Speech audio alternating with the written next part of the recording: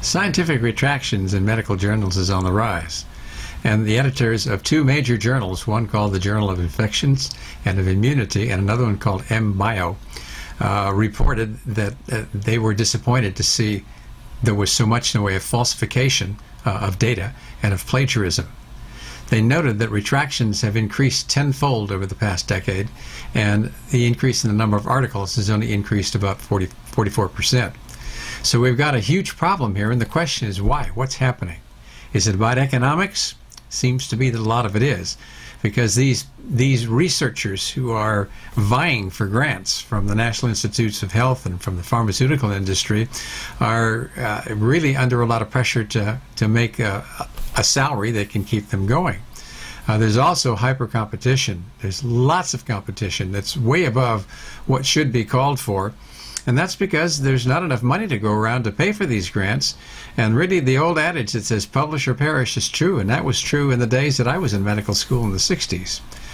To get grants, there's a tendency for researchers to publish in high-profile journals, but also to sensationalize, which detracts from the integrity of the article. And the stress incentives that there are encourage them to not be particularly cooperative when it comes to working with new people. In fact, they deter the new talent from coming in because it's competitive, and it also encourages poor practices. Now, these particular editors-in-chief are not the only ones who have complained about their journals and about the lack of integrity of the articles that are in them.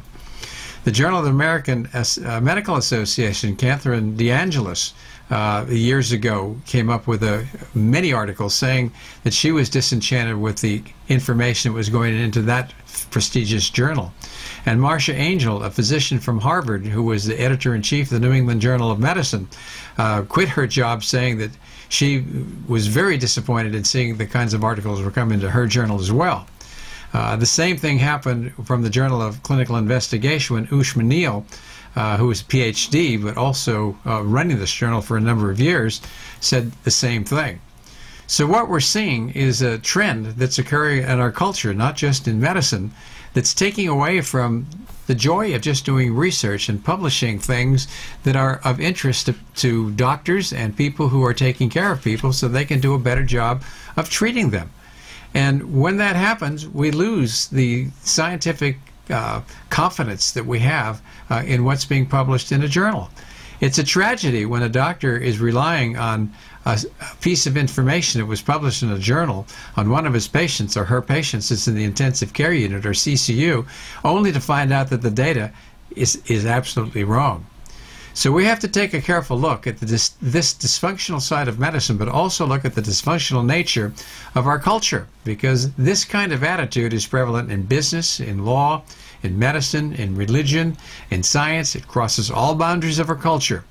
The way we get around this is not stricter regulations, although that's a start. The real change comes from an evolutionary stance that we take so that we're not perpetuating the problems that we've seen, and we evolve to a higher level of consciousness.